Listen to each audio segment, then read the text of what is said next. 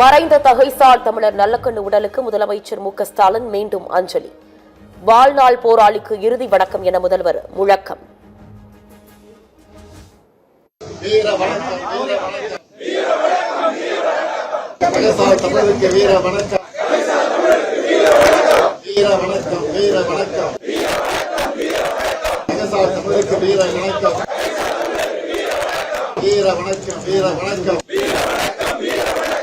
போராளிக்கு வீர வணக்கம்.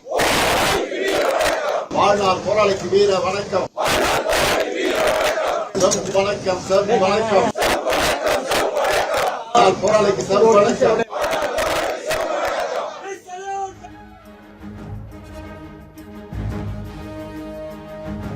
மறைந்த நல்லக்கண்ணு உடலுக்கு தமிழக அரசு சார்பில் முழு மரியாதை. 3 ரவுண்டுகளாக 72 குண்டுகள் முழங்க இறுதி அஞ்சலி.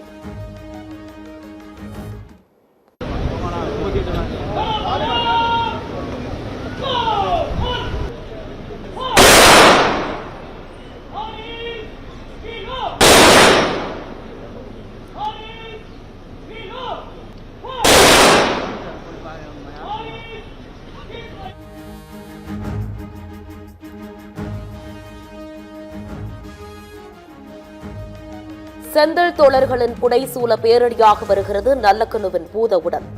அரசியல் கட்சி தலைவர்கள், கம்யூனிஸ்ட் கட்சி தொண்டர்கள், பொதுமக்கள் என ஏராளமானோர் பேரணியில் பங்கேற்பு.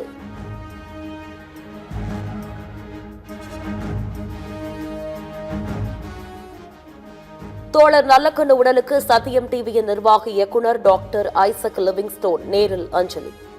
மலர் வளையம் வைத்து வீர வணக்கம்.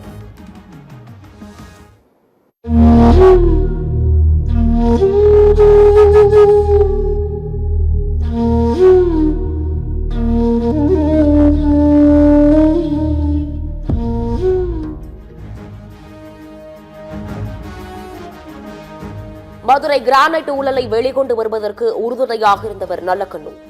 மக்கள் போராளி நல்லக்கண்ணு உடலுக்கு அஞ்சலி செலுத்திய விருப்ப ஓய்வு பெற்ற IAS அதிகாரி சகாயம் புகழாரம். நான் மதுரை மாவட்டத்தினுடைய கலெக்டராக இருந்த பொழுதும் உயர்நீதிமன்றத்தினுடைய சட்ட ஆணையராக இருந்து கிரானைட் மாஃபியாக்களுக்கு எதிராக நான் நிலைப்பாடுகளை எடுத்த பொழுதெல்லாம் இந்த மகத்தான ஆளுமை என்னை தொடர்பு கொண்டு எனக்கு ஆதரவாக நின்றவர். நான் திமுக காங்கிரஸ் இடையே நாளை தொகுதி பங்கீடு பேச்சுவார்த்தை. திமுகவிடம் கூடுதல் தொகுதிகளை கேட்க காங்கிரஸ் குழு முடிவு.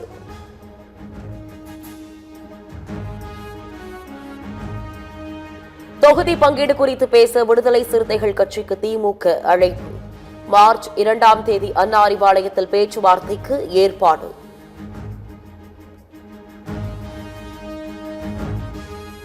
மார்ச் 2ஆம் வாரத்தில் தஞ்சாவூர் மாவட்டத்தில் விஜயின் மக்கள் சந்திப்பு கூட்டம். காவல்துறையிடம் அனுமதி கேட்டு விரைவில் மனு அளிக்க நிர்வாகிகள் முடிவு. தமிழகத்தில் சட்டமன்ற தேர்தல் நெருங்கும் நிலையில் இந்திய தலைமை தேர்தல் ஆணையர் ஞானேஷ்குமார் தலைமையிலான குழு சென்னை வருகை. அங்கீகரிக்கப்பட்ட அரசியல் கட்சி பிரதிநிதிகளுடன் தேர்தல் ஏற்பாடுகள் குறித்து ஆலோசனை.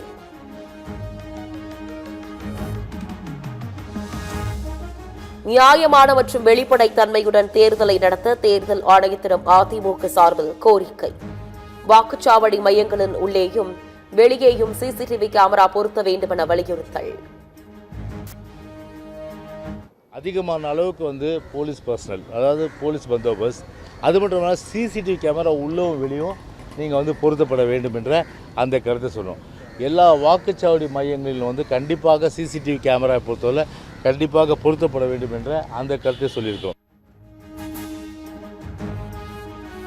நெல்லை, விருதுநகர், ஈரோட்டில் சுமார் 117.65 கோடியில் அமைக்கப்பட உள்ள மினி சைல்டல் பூங்காக்களுக்கு முதலமைச்சர் மு க ஸ்டாலின் அடிக்கல்.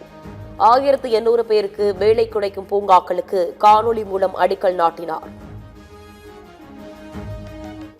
டைடல் நியோ பூங்காவை அமைப்பதற்கு காணொலி காட்சி வாயிலாக அடிக்கல் நாட்டும்படி மாண்பு முதலமைச்சர் அவர்களை பணியுடன் கேட்டுக்கொள்கிறேன்.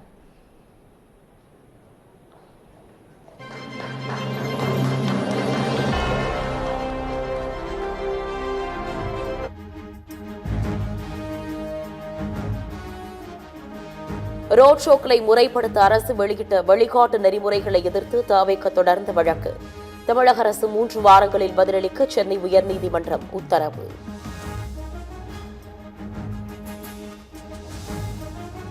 தென் தமிழகம் மேற்கு தொடர்ச்சி மழையொட்டிய பகுதிகளில் 28ஆம் தேதி வரை மிதமான மழைக்கு வாய்ப்பு. மண்டல வானிலை ஆய்வு மையம் தகவல்.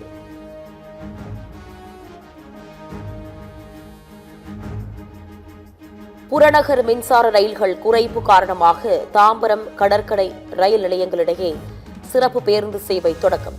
ரயில்வே மாதாந்திர பாஸ் வைத்திருப்போர், ரயில் டிக்கெட் வைத்திருப்போர் இலவசமாக பயணிக்கலாம் என அறிவிப்பு.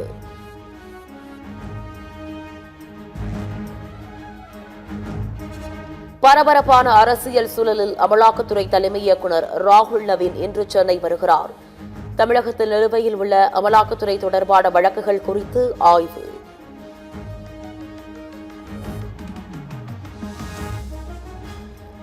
சென்னையை தொடர்ந்து கடலூரில் காகங்கள் திடீரென கீழே விழுந்து உயிரிழப்பு.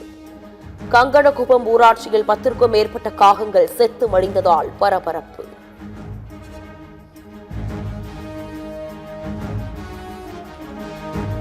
தூத்துக்குடி மாநகராட்சிக்குட்பட்ட பகுதிகளில் பாதாள சாக்கடைக்குள் இறங்கிய போது விஷவாயு தாக்கி தூய்மை பணியாளர் பலி. மற்றொருவர் மயக்க நிலையில் மருத்துவமனையில் அனுமதிக்கப்பட்டு சிகிச்சை. திருவள்ளூர் மாவட்டம் கும்மிடிப்பூண்டி அருகே தனியார் ரசாயன தொழிற்சாலையில் பயங்கர தீ விபத்து.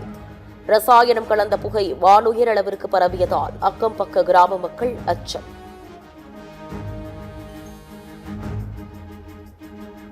கேரளத்தில் அரசு சார்பில் தொடங்கப்படும் பள்ளி, கல்லூரி, பல்கலைக்கழகங்களுக்கு மதம் சார்ந்த பெயர்கள் வைக்கப்படாது. கேரளம் அமைச்சரவை கூட்டத்தில் ஒருமனதாக முடிவு.